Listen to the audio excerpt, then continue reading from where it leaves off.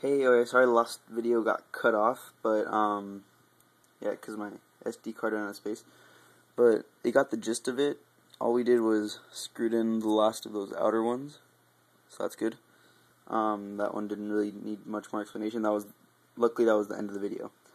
So now continue off to part 2, which if you only opened it up to mod your DVD drive, you should be this far. So you can start from here and you're good. If you only open it up to the point that like my part 1 opening video did. So if you did that, actually let me fix this up a bit. Your Xbox should look like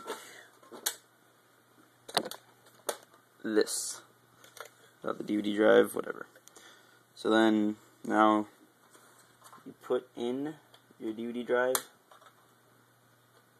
plug in the data and power cables, align it in, so you make sure that you can hear this clicky noise. It's really important.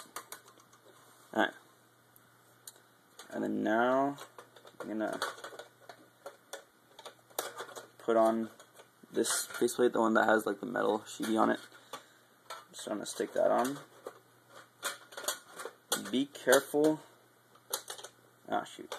So on the DVD drive, this little clippy part can come off. You just clip it back on if it does. You want to make sure that these things and these things, little thin sheets, go on the outside of the tray. And also,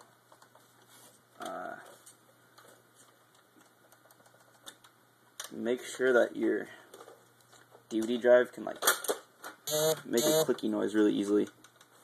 Because if it can't, then that means you're going to have troubles when you close it up clicking the eject button. So make sure it works nicely. There, now it works a lot better. So just try clicking the eject button a bit. Make sure it clicks the way it should. Mine's good. So everything's all good. So now, and then sorry if you watched the part 1, you already probably got to this point, so yeah. Now that all the small screws are in, if you watched the part 1, if you didn't watch the part 1, then they're all in anyways. You put the 6 long screws into the 6 long holes. Oops. There's one on each corner, one in the center at the top, and one in the center at the bottom.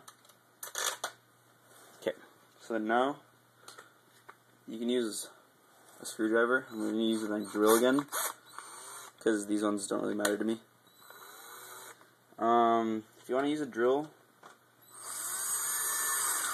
be careful. Don't do it too tight. You don't want to strip them or anything. Alright. So then you just do those 6.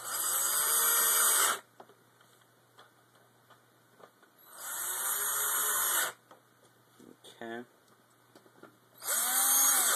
There. Yeah, so make sure if you use a screwdriver and a drill, be careful. So now we have those 6 in. So now we want to put in the plasticky case part. So you want to have it so that this part and this part, like those 5 and 2 pins that you popped out earlier with like an opening tool or something like that, make sure those align. You want to kind of fiddle with it until it slides back in. Yeah, there we go. So I got it working. Then I just kind of like push this part together.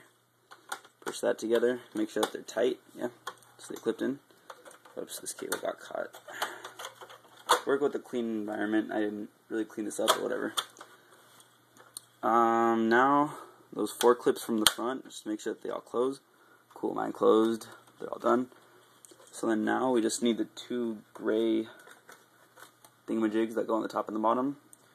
The top one, you can tell there's the hard drive port, so make sure you pick the one that has the hard drive port. It's also the only one that's like got a slant here, so it's not very, like, it's pretty easy to distinguish the two.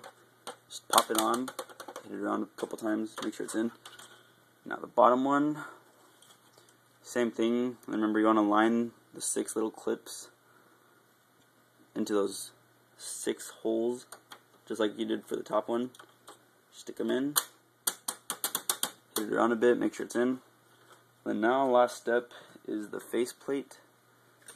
You just align it and just push it down. You can just hit it around a bit. There you go. You closed your Xbox.